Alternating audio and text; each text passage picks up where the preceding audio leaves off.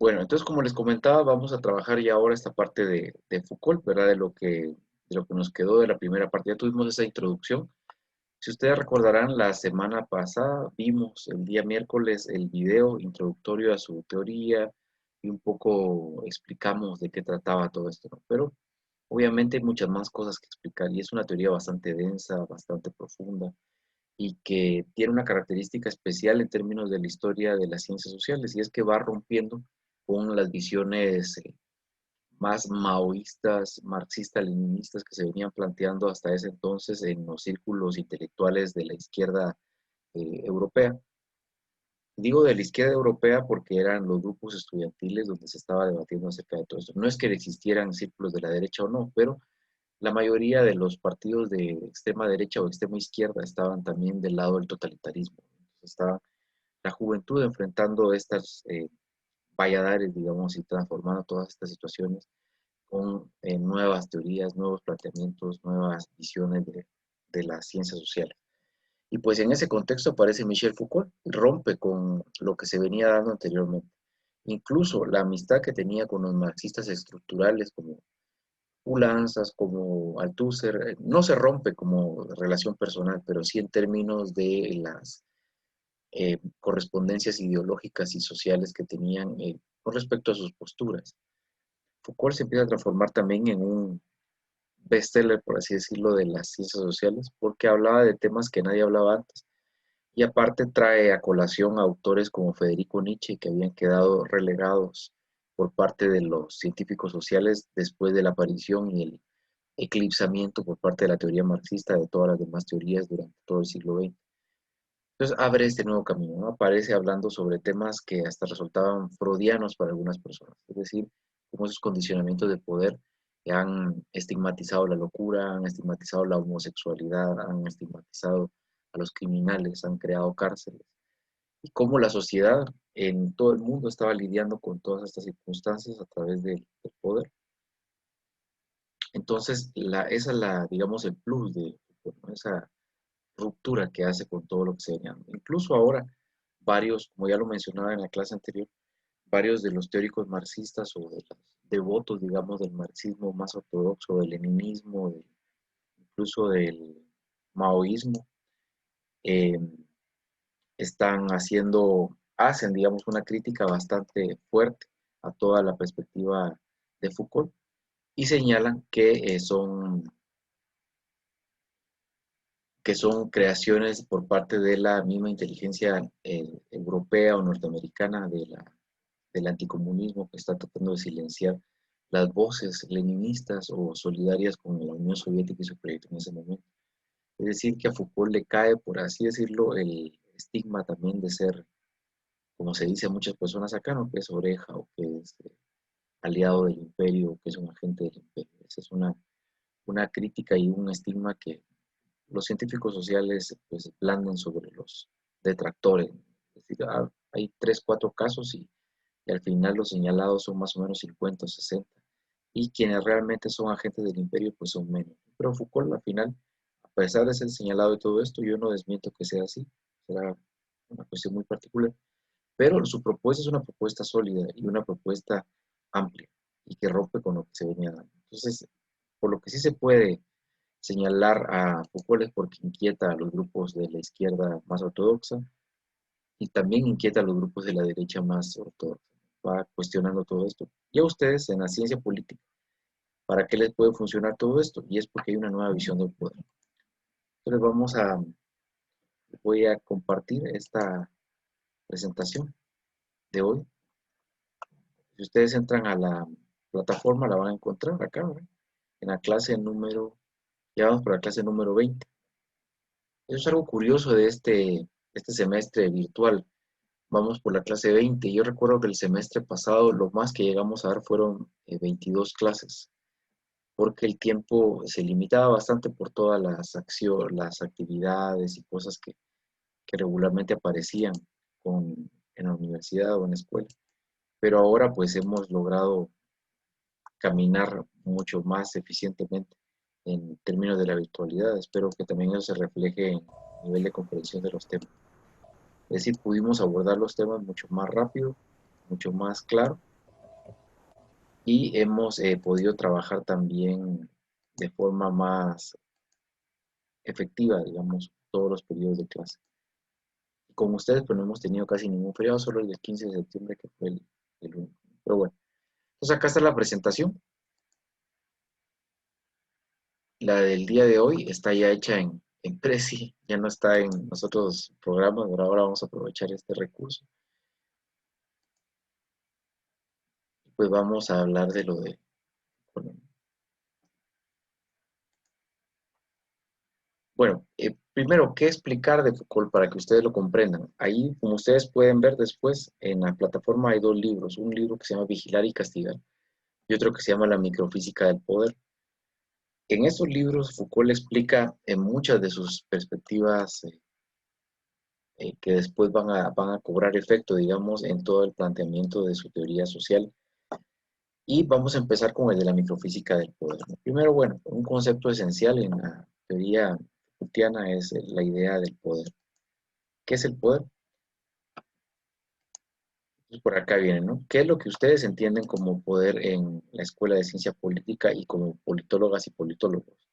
Regularmente la versión que nosotros tenemos del poder en los espacios donde estamos y donde estudiamos y donde activamos es la de la capacidad de hacer que las demás personas hagan lo que yo quiero. Es decir, o lo que se pretende. Es decir, mi voluntad se le impone a los demás. Y eso es el poder. Y el Estado incluso está creado y viabiliza el poder por parte de una élite legitimada en términos de Max Weber, una élite legítima que ejerce el poder sobre los demás. Es decir, que pone a los demás a hacer lo que se considera que es pertinente. Para eso hay una serie de artilugios que se han creado con el tiempo y que le dan vida y sentido a esto. Uno de esos es la democracia. Entonces, supuestamente, el poder que nosotros legitimamos se da en este sentido porque también hemos votado para que este poder exista. Pero en términos de Foucault, la idea es diferente.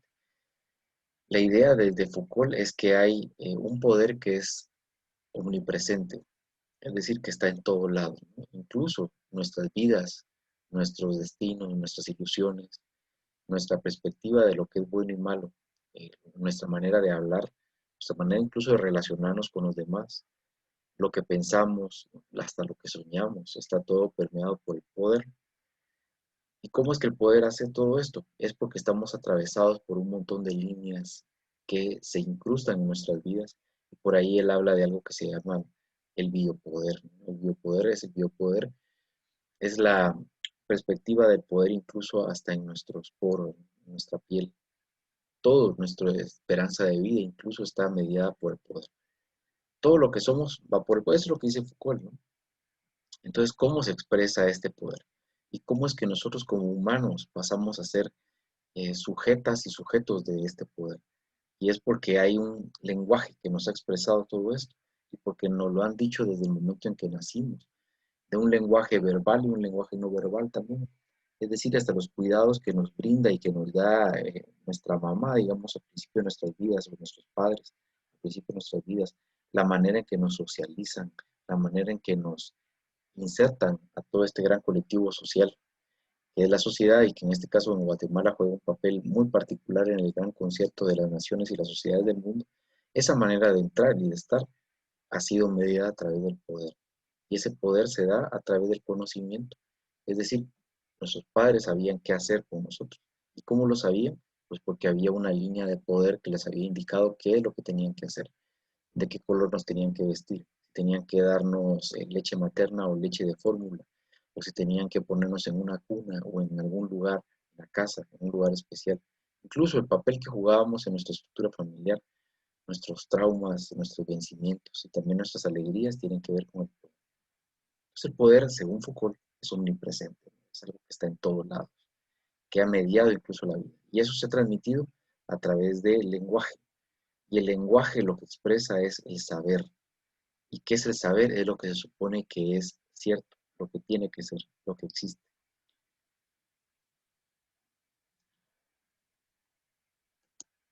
En ese sentido hay, digamos, el poder, este poder del que habla Foucault, que no es el poder que nosotros vemos en la ciencia política como el poder, es decir, el poder del Estado, el poder de las instituciones, no. En este caso el poder que es mucho más a un nivel mucho más cercano, digamos, al donde incluso nosotros estamos y nosotros existimos. Está visto desde la perspectiva de una microfísica, que es lo que trata de ir apuntalando Foucault como un nuevo concepto y un nuevo criterio. Esta microfísica del poder es, por así decirlo, ahora que hablamos mucho de la nanotecnología, no sé si ustedes han escuchado esos términos, algo que está ahí, que es casi que invisible, pero que existe en un nivel molecular. En este caso, esta microfísica es eso. Y la idea de Foucault es que para poder comprender a la humanidad, hay que comprender también todas esas líneas que atraviesan a las personas. Es una tarea titánica e incluso a veces es desmovilizadora porque no permite un proyecto político, porque todo el mundo se está analizando en términos de poder. Pero Foucault después propone una metodología que es la de compartimentar también la realidad a partir de los pequeños micropoderes y de esas pequeñas circunstancias que se van dando en diferentes espacios. Entonces por ahí es donde aparecen, ¿verdad?, los movimientos que reivindican algunas cuestiones muy puntuales. Y es donde también aparecen cosas como el entrecruce de opresiones o la transversalidad de las demandas, que son muchas cosas al mismo tiempo y poderes que se están resistiendo. Uno de los señalamientos de los marxistas es que se cambia la idea de la explotación por los recursos productivos y la explotación económica, que es clásica del marxismo determinista economicista, para pasar a pensar en el poder como tal. ¿Y por qué el poder? Porque supuestamente Foucault en sus libros y en la historia que hace incluso de la sexualidad, de la vida privada de las personas, de la locura, encuentra que estas líneas han estado incluso mucho antes que el mismo capitalismo en la vida de las personas. Es decir, la voluntad humana, este hecho que se transforma en un autoritarismo, digamos, un totalitarismo del humano y de decir qué es lo que se tiene que hacer y avanzar en lo que se tiene que hacer, que es parte de esta conciencia gregaria que tenemos, ¿no? Que es lo que nos ha hecho sobrevivir también, porque el hecho de seguir líneas, órdenes, experiencias y vidas de otras personas nos hace llegar a donde estamos. Pues según Foucault es algo que existe mucho antes que el mismo capitalismo. Y pues eso ha estado ahí. Entonces el capitalismo se media también en términos de poder. Entonces por acá, ¿verdad? Viene algo de cómo para ustedes que estudian ciencia política puede tener algún significado esta teoría. Porque si la vemos así en frío, pues no tiene mucha lógica. Y es que, según Foucault, y esto también lo ven muchas personas en términos de las carreras de criminología, en los términos de la psicología social, o en otras carreras que tienen que ver o que son parecidas a la política, pero que vinculan otros términos, por ejemplo, el derecho, la seguridad, la gobernanza y todas esas cuestiones nuevas que van surgiendo, que en Guatemala pues cobran relevancia también por el estado fallido en el que vivimos y las circunstancias tan difíciles en las que se encuentran todos estos centros, digamos, de aplicación y de disciplinamiento. Pues en el caso de ustedes, para esto les serviría la teoría de Foucault. Es decir, el poder micro se cristaliza en instituciones macro, y esas son las instituciones disciplinarias, porque el poder se expresa a través de los disciplinamientos, y un disciplinamiento es hacer que las personas entren en una lógica que quizá no están. Entonces hay instituciones donde se someten a las personas a estas disciplinas. Estas disciplinas son tan severas y la sociedad las permite tanto, que incluso pueden pagar con su vida. Ahí encuentran ustedes, por ejemplo, que en sociedades como la guatemalteca, la cárcel, ¿verdad?, juega ese papel. Esta no es una cárcel guatemalteca, obviamente, ¿verdad? Es una cárcel de alta seguridad en Estados Unidos o en Europa, pero digamos, la cárcel juega el papel de un espacio de disciplinamiento donde la sociedad permite que toda esa furia y ese dolor se transmita hacia algunas personas y que paguen por esto. Cuando ustedes ven, si ustedes leen el libro Vigilar y Castigar, ojalá lo puedan leer, está ahí en la plataforma, va a encontrar que en las primeras páginas narra el proceso del descuartizamiento de una persona para darle un castigo ejemplar y que toda la gente viera cómo era que funcionaba eso. Era una manera en que el disciplinamiento se expresaba en una versión más primitiva. Pero las cárceles juegan ese papel también, el papel del disciplinamiento. Nadie quiere entrar a la cárcel. ¿Quién tiene en Guatemala, por ejemplo, ir a una cárcel o un hospital es quizá de las peores desgracias que pueden existir? Pues nadie quiere ir porque son centros de disciplinamiento y donde se pierden derechos y donde la sociedad pide que se castigue con rigurosidad a las personas. Es decir, que si se puede matar, que se les mate, porque sea una muerte dolorosa, porque están pagando por haber roto la norma, por haberse salido, digamos, del esquema. Y por ahí muchos dicen es que los reos son peligrosos, me pueden matar también a mí. Y es que ese es el dispositivo de poder que se ha creado también. Es decir, esa creencia de que las personas que están en las cárceles son capaces de asesinarnos o de matarnos. Que de hecho lo son, pero se ha sobreestimado también esto. Otra es la de los correccionales. Es decir, ¿qué se hace con esos jóvenes de la calle, los que van surgiendo y que se van saliendo de la norma porque por circunstancias de la vida están donde están? Pues que los corrijan, ¿no? Que los corrijan y se puede que los maten. Ya ven ustedes que el Estado de Guatemala disciplinó, trató de disciplinar de manera salvaje a las niñas que se suponía que eran, eh, que necesitaban estar en ese correccional y quemó a 51 de ellas. Ya las quemó y la sociedad también justificó esas acciones. Otro espacio de disciplinamiento y que funciona muy bien en países como Guatemala o países en vías de desarrollo, incluso en casi todas las sociedades, es el ejército, el cuartel. Es decir, a dónde mando yo un joven que resulta que es un bandido, que tiene algún tipo de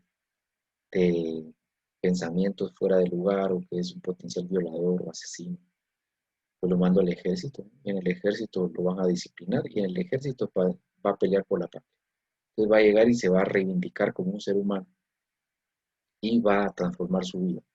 Muchas personas, eso regularmente se daba antes, ¿no? Decían que meter al ejército a un hijo era como arreglarle la vida, ¿no? Porque se les estaba incorporando a un espacio de bien y se les estaba enseñando. Y aparte que los militares, como se comprueba con el caso del coronel Lima, no, del capitán Lima en la cárcel, son capaces de disciplinar a, a los peores exponentes de las miserias humanas, ¿no? El capitán Lima llegó y logró crear un microejército en el centro de detención y transformó a los reos que necesitaban disciplinamiento y que eran por lo regular personas que viven al margen de la sociedad, los disciplinó y lo logró hacer entrar a lo del poder. Es decir, en el ejército y en el cuartel es un espacio de disciplinamiento severo. Y el otro espacio de disciplinamiento, que ahora ya no se le llama así, ¿no? En países como Guatemala es el neurológico, es el manicomio, el espacio donde están las personas alienadas de la realidad, quienes sufren enfermedades mentales.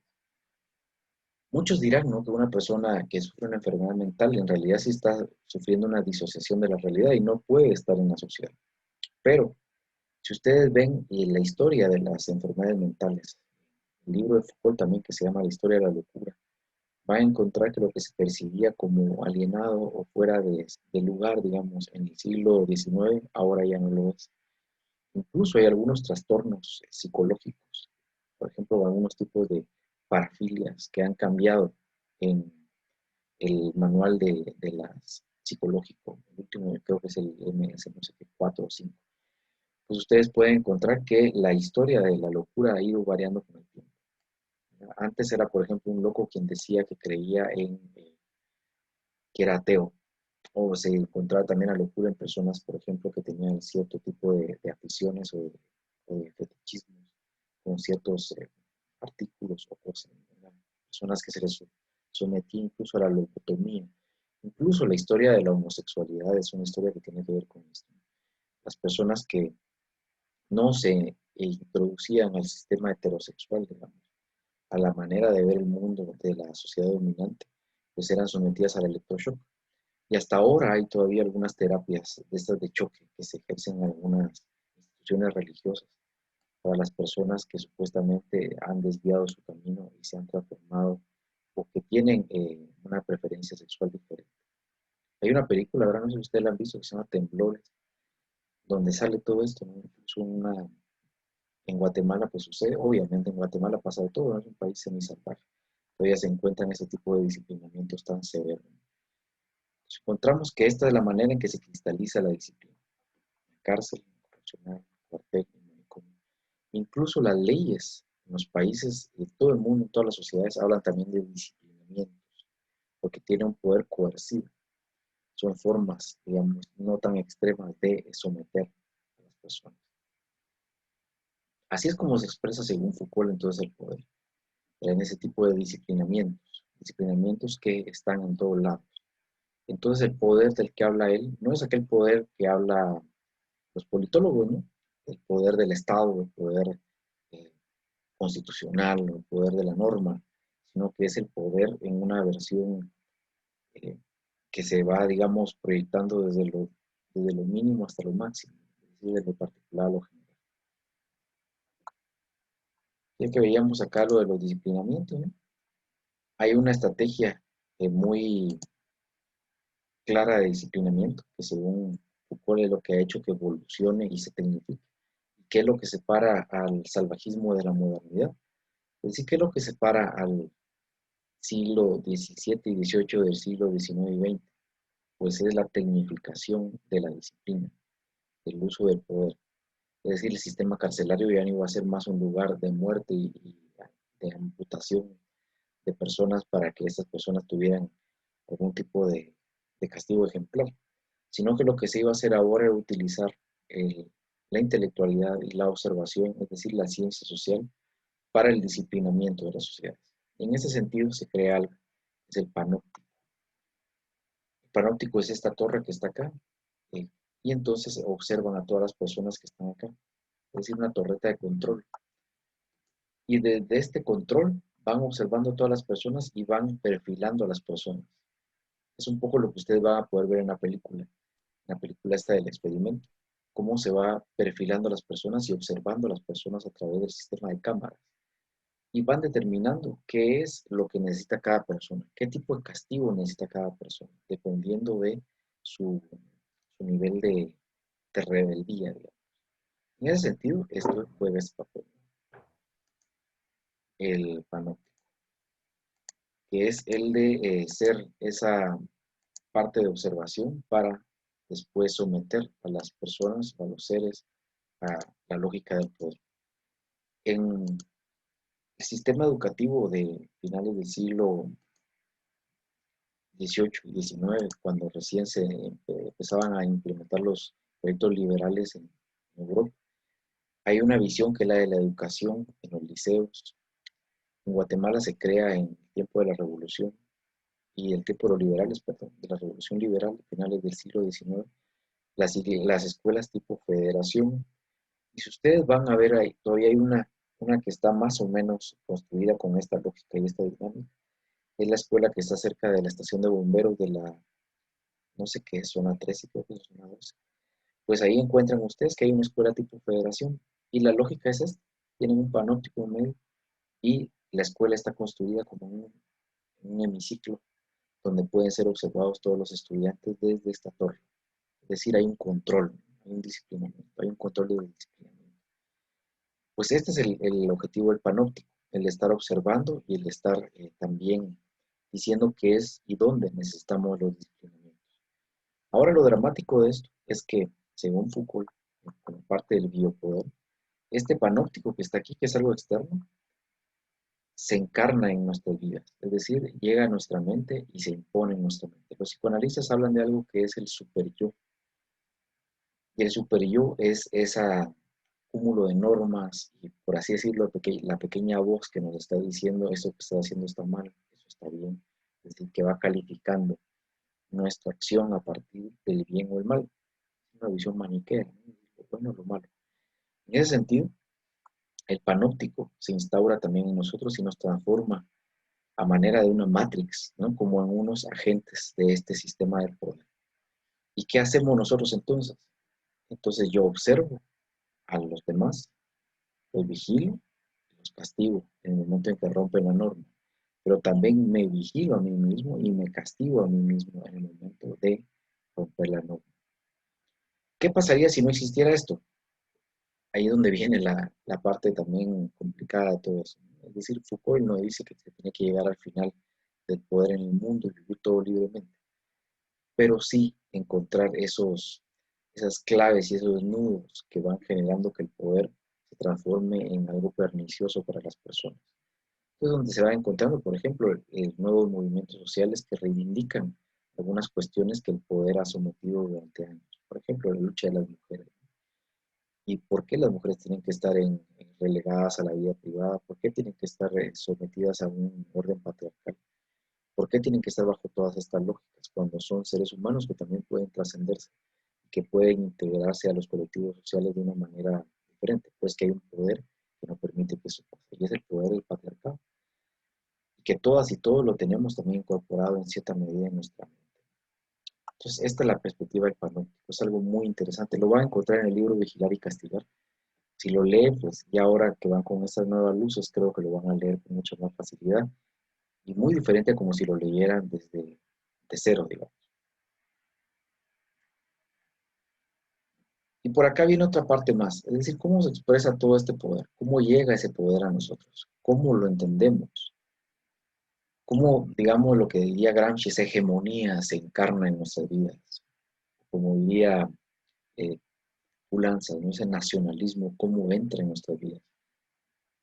Foucault dice que hay algo que es muy claro, ¿no? Que es el lenguaje y los discursos del poder. Y los discursos del poder es lo que se entiende por el poder y lo que se tiene que hacer. Entonces, según Foucault, hay algunos más fuertes y efectivos que otros. Es decir, se puede ir seleccionando la realidad o discriminando la realidad y los diferentes discursos de poder a partir de su efectividad o inefectividad. ¿Cuándo es un poder efectivo? Cuando logra que se haga todo lo que se está planteando. Cuando un poder todavía es inefectivo, es cuando no se logra. Pero los poderes que de repente resultan marginales o los discursos que resultan marginales, en algún momento cuestionan el poder establecido y logran sobreponerse. Pues acá manera de ejemplo, ¿no? Como cuál es el poder, digamos, que se expresa con mayor efectividad en nuestro contexto hoy día. Es este, el discurso del poder de la blancura hegemónica. ¿Cómo la blancura hegemónica? Es una blancura heterosexual, cristiana, occidental, adinerada, hombre. Era toda esta lógica y todo ese poder. Ese es el poder más efectivo hasta ahora. El discurso de poder que está funcionando y que está ejerciendo, digamos, el poder sobre toda la humanidad. Por acá aparecen otros colectivos y otros discursos que quizás no son tan efectivos por el momento. Este es de las personas con discapacidad, ya que tienen un poder que no es tan efectivo. Está por otro lado el del movimiento LGBTI, por ejemplo, y su discurso, que todavía es estigmatizado. ¿Por quién? Por esto. La blancura hegemónica dice que las personas tienen que ser personas sin discapacidad, bellas en términos de su estructura física. Y por otro lado dice que no tienen que ser personas desviadas, sino que tienen que ser personas que obedezcan el matrimonio entre hombre y mujer, porque eso es lo que dice la Biblia, eso es lo que dice la realidad, incluso hasta la biología dicen que dice. Por otro lado está también los pueblos indígenas, ¿verdad? Es otro movimiento que está poco a poco saliendo de esa marginalidad para llegar al poder, pero es cuestionado como tal. ¿Por qué? Porque no deberían existir como tal, según la blancura hegemónica. El discurso de poder entonces de estos movimientos no es tan efectivo ni tan potente como este, que es el poder que está ahora establecido. Pues se puede romper con eso, ¿no? ¿Y cómo se rompe con esto? Viene ahora otra perspectiva. Es la perspectiva del saber. Aquí es donde viene la pregunta, ¿no? ¿Quién dice que algo es cierto? ¿Quién construye los criterios de verdad? ¿Quién dice que algo es científico? ¿Quién dice que algo es como es? Y hay ahora un movimiento que resulta ridículo en sus planteamientos, pero que a manera de metáfora se puede utilizar también para pensar y cuestionar los saberes. Y es este movimiento de los terraplanistas. Los terraplanistas, más allá de si es cierto o falso lo que dicen, que a todas luces pues parece ser falso, cuestionan la manera en que se ha construido el discurso de la Tierra redonda, cuestionan cómo se ha ido dando todos esos sobreentendidos a partir de lo que ellos dicen que son datos falaces, porque nadie ha podido ver, digamos en una posición escepticista extrema, nadie ha podido ver la Tierra realmente desde afuera, porque lo que presentan regularmente son fotografías o ilustraciones que son mediadas por parte de los grupos de poder en el mundo. Esa es una visión de la teoría de la conspiración, obviamente, pero esta perspectiva, digamos, de cuestionar estos poderes, de quién dijo que esto es bueno y que esto es malo, que esto es cierto y que esto es real, quién dice que, por ejemplo, desayunar de cierta manera es real o no. Y lo podemos ver incluso con las campañas publicitarias.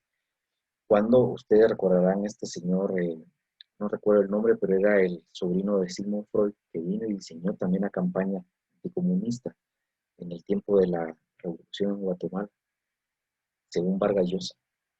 Pues este señor se dedica a hacer entendidos de poder y hacer que la gente crea que está haciendo lo que tiene que hacer, los saberes correctos. Y uno de esos era, por ejemplo, que en el desayuno se tiene que comer un banano con leche y cereal de hojuelas de maíz. ¿Quién dice que ese es el entendido, que eso es lo correcto? ¿Quién dice que comer esa fruta llena de potasio y azúcares es lo correcto? ¿Y quién dice que mezclarlo con leche de vaca y con hojuelas de maíz es lo correcto? Pues los científicos, dicen ellos. Y en realidad ni siquiera son científicos quienes lo han dicho, sino que son publicistas que han dicho ser científicos. Es decir, se ha construido un criterio de verdad. Pero hasta hoy, todas y todos creemos que este tipo de desayuno es el efectivo y es el bueno, porque estos saberes y estas realidades nos las han impregnado y nos las han dicho tantas veces que al final las terminamos considerando la verdad. Entonces Foucault dice, en los saberes es donde se encuentra el poder. Quien dice lo que es cierto y lo que es científico y lo que es realidad y lo que es bueno regularmente es la persona que tiene poder. Hay un caso excepcional y muy interesante de todo esto y es la idea del control de la natalidad y es la política malthusiana. Ustedes recuerdan quién era Malthus, ¿no? Esta persona que decía que los recursos se iban a terminar y que la humanidad y que el planeta no podía soportar a tantos humanos. Pues más o menos alrededor de la década de los años 20 se reúnen en un club, que era el Club de Roma en ese momento, y las personas más poderosas del mundo y algunos científicos se reúnen a determinar qué es lo que va a ser verdad con relación a la humanidad.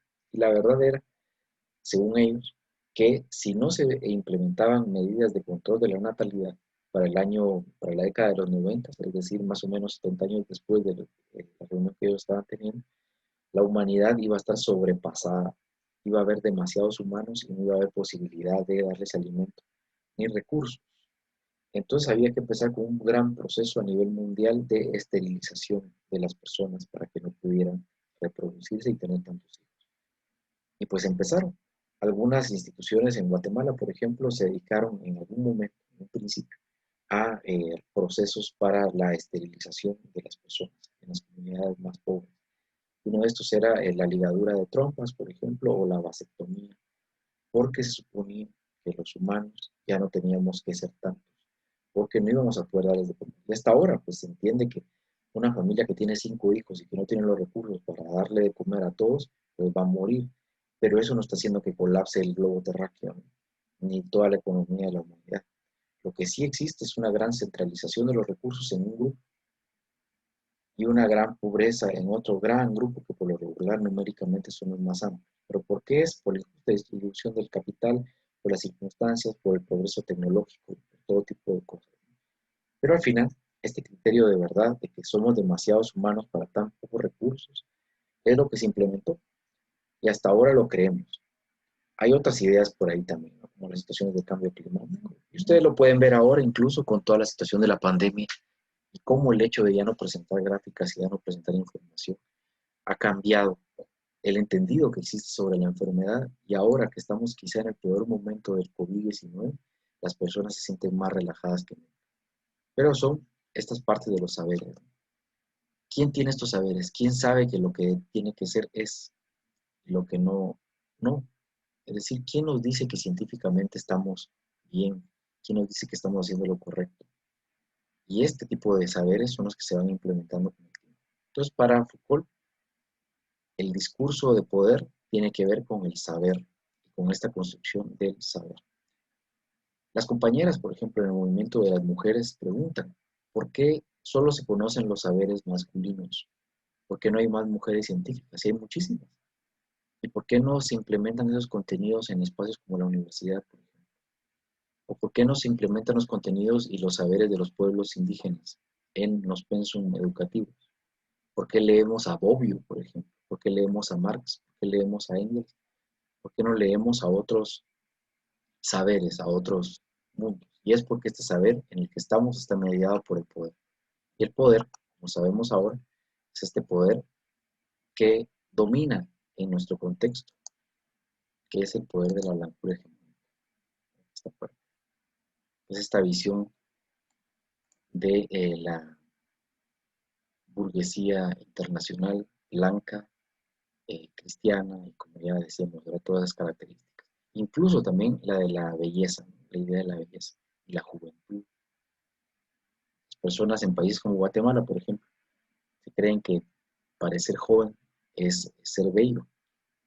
Y por otro lado también que tener plata pues va justificando todo este tipo de situaciones. Digamos, se va estableciendo un saber y un deber ser que no siempre alcanzamos y que es el espacio de frustraciones y dolor para muchas personas. Bueno, entonces estos son los conceptos claves para comprender a Foucault.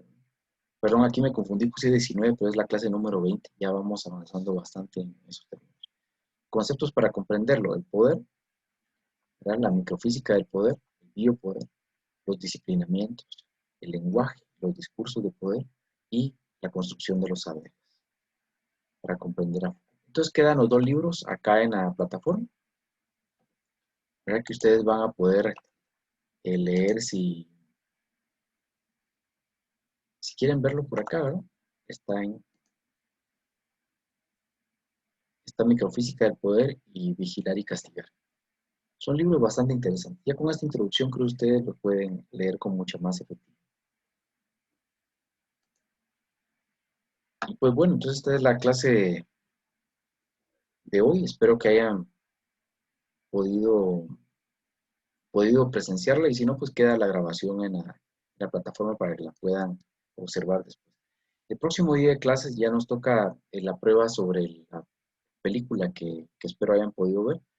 Y también vamos a empezar a introducirnos en temas de la Escuela de Frankfurt de las Ciencias Sociales, que ya es lo último que vemos como parte del curso, porque recuerden que del 4 al 9 pues viene el examen parcial.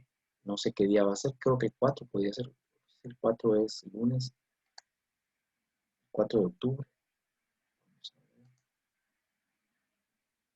No, el 5 de octubre. Del 5 al 9 son los exámenes parciales en su segunda edición. Entonces tendríamos, no sé si el examen es 5, ¿verdad? Que es el día lunes cuando tenemos el primer periodo de clases.